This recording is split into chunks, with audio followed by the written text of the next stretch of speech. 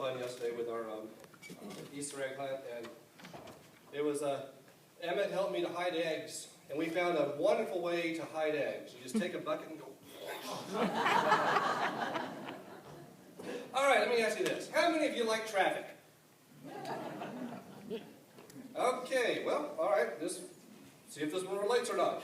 During the most of the year, traffic is not bad down here, believe it or not. It's very easy to get around most of the year. I can get from my house to the mall in 20 minutes. And then we have baseball season. And then we have tourist season. And with the weather up north, we have more and more people coming down here to be with us. And we love having them here, filling our streets, filling our restaurants, and filling our stores, and filling the churches. I asked a group on Wednesday night, what they thought about the traffic. It takes about 2 or 3 times as long to get anywhere. And I told them about a nudge that I had the other day. I was sitting in traffic, and God spoke to me and said, I died for these people. They are precious to me. Why do you consider them an inconvenience? Kind of got me. You ever felt like that? You ever looked at someone and suddenly seen them through new eyes? I began to look at all these people and wondered, where are they going? I mean, we have hundreds of cars that pass by in front of the church here.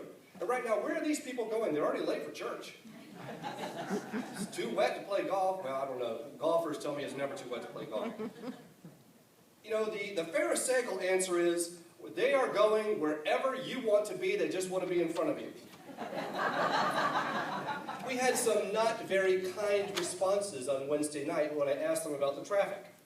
And what gets me is the ones who seem to be most adamant about not liking all these people were people that were transplants. They moved here from up north. And now that they're here, they think they can complain about the traffic. I'm sorry, some of us were born here. And we're going to move on. The Pharisaical answer is, how does it affect me? What is it going to change about me and my life? What is it going to take from me? I have all the things I want in order. Everyone else just needs to leave things the way they are. And this is what was happening in our scripture today. Now, this is the story of Jesus entering into Jerusalem on Passion Sunday, Palm Sunday, the celebration of his triumphant entry. He's been down in Jericho. He's met with Zacchaeus. He's told the story about the man who had many servants, and he gave the talents to them. And now he's come to Jerusalem. And evidently he's arranged to have a donkey waiting for him at Bethphage and Bethany, which is the villages just before the crest of the hill going up towards Jerusalem. Now, this is a picture that I think I took this exactly 1 year ago today. I have to look at the date on that. But this is a picture of last year when we were in Israel. This is from the Mount of Olives. This is overlooking the Kidron Valley. And you see there's a bunch of graves down there. So it's a big graveyard on the Kidron Valley on both sides. And then it goes up to the Temple Mount. Now, in Jesus' day, it would have looked more like this. This is a model that they have made. Isn't that cool? And you can see the temple there in the center. That's what Jesus would have seen as he crested the Mount of Olives. And now everyone can see him. Now, you notice here at this temple that there seems to be some big structures behind it and a big colonnade and things here. Herod the Great built this temple. He kind of thought that he could make the Jews like him. Here's a hint. If you want to make people like you, don't overtax them and make them slave labor. He built him a temple, but it cost him a whole great deal. But he built this, but right at the very end, if you see on the north side that looks like a fortress, that's it. That's the Antonian fortress. So Herod knew that if there was revolt going to come in Israel, it was going to start here at the temple. And so he had a walkway built around the entire courtyard area, about room enough for like 7 or 8 tennis courts. He had a big courtyard over that where the soldiers would watch. They would walk constantly and keep an eye on what's going on down there. Herod was paranoid. Now, this Herod who built the temple died, and his son Herod Antipas took over. and was the governor of the region of Galilee. So he was also in this area. Now what happens sometimes in politics is that people that are supposed to be caring for the people get their own self-interest involved. And we've talked about the two main groups of Judaism in that time. Do you remember what they were, the two main groups? Pharisees and Sadducees. The Sadducees believed the only place to worship God was up on the temple. It didn't matter where else you went. You could go and you could learn about stuff, but the only place to actually worship was here at the temple. So they were pretty fond of the Roman government building the temple and keeping it there. They were also kind of an elite, arrogant, upper class, aristocratic class. So they really didn't connect with the people very much. They were the ones in charge. The Pharisees, on the other hand, believed that you could worship God anywhere, that they followed their worship by following the law and the commandments, and that you could worship God anywhere you were as long as you obeyed the law. However, they were also kind of in favor of keeping the status quo, because as long as there was no violence, they could continue to do whatever they wanted. Both of these groups had connections with Herod and with Pilate. There's even a group called the Herodians, who were Jews loyal to Herod. Now, Pilate and Herod really didn't get along very well together. Pilate was in charge of, he was a governor of the Judea area, and Herod was in charge of the Galilee area. They both kind of intersected there in Jerusalem. Technically, it would probably been Pilate's area, but they both had places there. They really didn't get along until Jesus. And after the trial of Jesus, they became, if not fast friends, they at least tolerated each other a little bit more. They had a common enemy. But we have this situation here where neither one of them really wanted any kind of violence. Israel, Palestine, that whole area was a hotbed. And it was something that over the years they had tried to push the people down and tell them, you've got to worship Caesar. They found out that you just can't make the Jews worship Caesar. It wasn't going to happen. And so they reluctantly gave them permission to have this temple built. But they also kept a close eye on it. Both of these people, Pilate and Herod, had spies on their payroll to watch out for what was going on. If there's any hint of revolution, any hint of sedition, they wanted to know about it. The Romans were so serious about the Pax Romana, the peace of Rome, that at one point they got a rumor that somebody was trying to start a revolution. And so they gathered up 1,000 people, basically at random, and crucified them every 100 yards all the way up the road to Jerusalem. So there was these naked, dying, tortured people that everyone would see. So Rome was saying, don't mess with us. Don't even think about it. The Romans were not going to take lightly to any kind of talk of revolution. So in our story, Jesus has just come over the ridge of the Mount of Olives. He's coming into the valley. He's going to start the journey up to the temple. And the people are getting excited. They're fed up with the government. They're fed up with their leaders, whom they believe to be corrupt. And they look to Jesus to be the one to release them from all of these problems. And so they cry out, blessed is the what? King. That's not a good word. Blessed is the King who comes in the name of the Lord. Peace in heaven and glory in the highest. And the Pharisees heard this, and what did they say to Jesus? Tell your disciples to be quiet. Why would they say this? Because they're going to be in trouble with Rome. Because the Antonian fortress is right there. Because there's spies everywhere. And for people to start shouting and waving branches and say, here comes the king, here comes the big number one. No, they didn't sing that, sorry. To say, here comes the king, this was going to be a problem. And so they said, tell your disciples to be quiet. They may have thought they were doing the right thing. They may have thought, this isn't going to help matters. You're just going to cause more hardship for the people. But in the end, they were more concerned with holding on to what they already had than following God where he was leading. And this is where I begin to wonder, am I guilty of doing the same thing? When we talk about the Fresh Expressions ministries, this is a term the conference has adopted to talk about ministries that take place off the church property, where we go out to be with people, to listen, to offer grace to them outside of the church. The days of inviting people to come to church with you are basically over. How many of you have invited someone to come to church with you in the past year and they came? Got a couple of hands here. Thank you for doing that.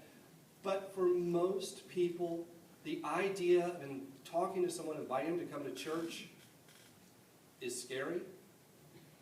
And most people aren't going to do it anyway. So do we just give up now and say, okay, well, I guess it's all over. I guess that's the way it is. Well, no. Because God is not done bringing hope to this world. Inviting people to church does not lead them to Christ. Public worship doesn't change people's hearts. What the Holy Spirit seems to do most often is one-on-one relationships, where you get to know and love somebody and they begin to trust you. And then God is able to use you to influence them to trust him. What did Jesus say to the Pharisees when they told him to keep his disciples quiet? I tell you, he replied, if they, the crowds, keep quiet, the stones will cry out. On Wednesday night, one of our group had a very interesting interpretation. The stones are those people underneath our feet. The downtrodden, the frustrated, the broken, the oppressed. Those whom everyone else overlooks. Those who seem to be ignored. The Sadducees didn't care about them. They were the elite priestly ruling class. They only saw the stones as building blocks for their temple. We do the same thing. I think we should have this woman come to our church because she teaches and we can use her as a Sunday school teacher. I think we should invite this family because they're rich and they could help with our offerings. I think we should invite this family because he's a dentist and I need someone to take care of my kids' teeth. Do we see people as stones? As things that we can use to build our church, to build our kingdom? Pharisees didn't care about people. Jesus said that you put heavy burdens on them that you yourselves are not willing to lift. They were more concerned about people's external behavior than they were about their internal struggle. And the stones were the common people, the ordinary people, the everyday people who seem to be trodden on most of their lives. And I see countless cars going past, and I see countless people in the mall. And if I only see them as obstacles and people in my way, I'm just seeing them as stones. But Jesus is nudging me to see people as individuals, each one a soul that he died for, each one someone precious to him. I looked at people differently that day when I was sitting in traffic. I wish I could say I do that every day, but the truth is I become blinded again. I start seeing people as obstacles. On the way to church this morning, I was coming down the road and the speed limit was 30 miles an hour and there was somebody who went 28. And I saw them as a stone. It was somebody in my way. Lord, save me from myself. Help me to see other people as you see them.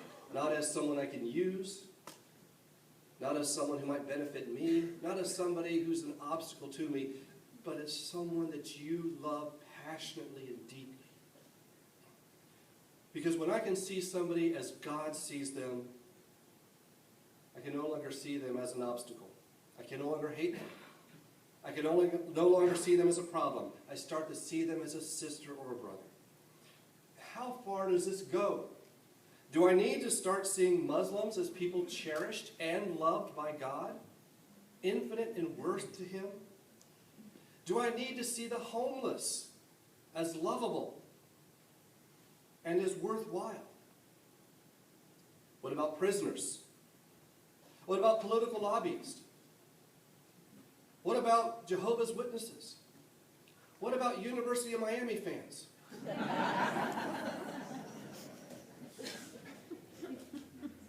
was at a hockey game a while back, and again, God nudged me. And we were there, and the team was coming out, and then the opposing team came out, and what do you think was happening? The air was full of acid. I mean, not just, okay, it's the other team. I mean, really, I heard hatred. I said, how can we hate somebody just because they wear a different colored jersey? I mean, this person might be on your team someday. How can we be so cruel to each other? I began to see these people as people that Jesus died for. How can I boo them? I don't mind cheering for my own team, but I decided I will never denigrate the other team or the umpires. What happens in that little arena characterizes the rest of my life. I cannot claim to be a follower of Jesus if I am spreading hatred towards another child of God. And that goes for politics too. I cannot say that I am a follower of Jesus and hate another person. I cannot take part in treating people in ways in which I would not treat Jesus. Jesus said, if these followers of mine were to keep silent, the rocks themselves would cry out. Am I letting somebody else praise Jesus in my place instead of praising him? Talking about the fresh expressions again. Ways that churches are finding to take Jesus outside of the four walls of the church. The point is not to get more people to come to our church. The point is to influence more people to trust Jesus wherever they are. Most people are not going to come to church today, not at the beginning. But you think about it, that's how the church started. There were no buildings.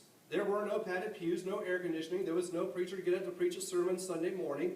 The church started by people going out to where the people were, getting to know them and love them, and to talk to them about the hope that they found in this world.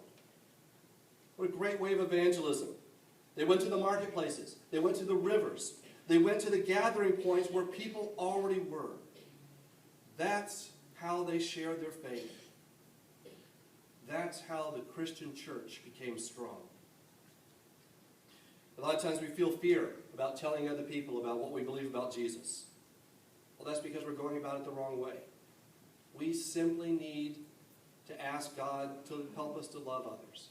And as we begin to love others, God is going to give us life in unexpected places. Somebody we least expect is going to ask about the faith.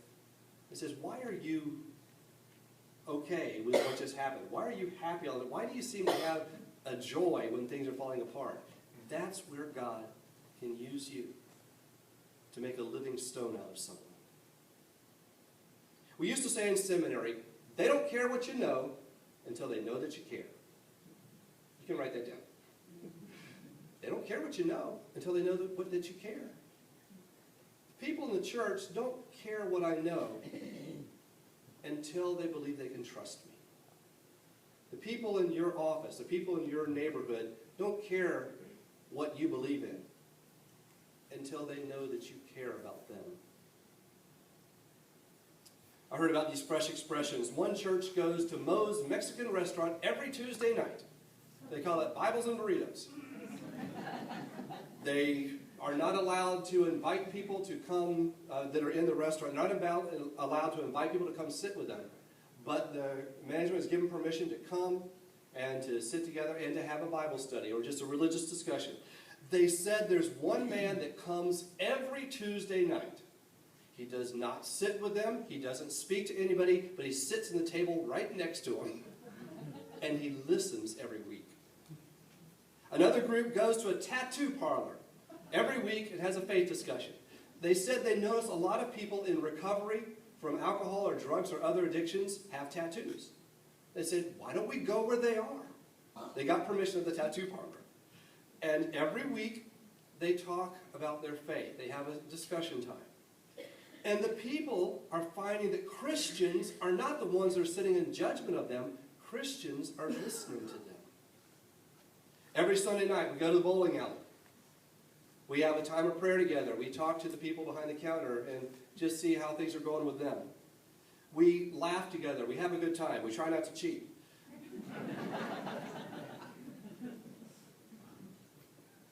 And we're trying to make an influence. You know, at some point we may have a time where we have a little discussion group or something that anyone's welcome to sit in with.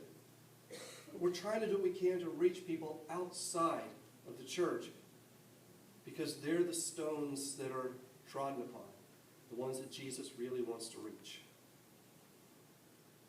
Where are the stones? Could we sponsor a soccer team or a kids' basketball or baseball team?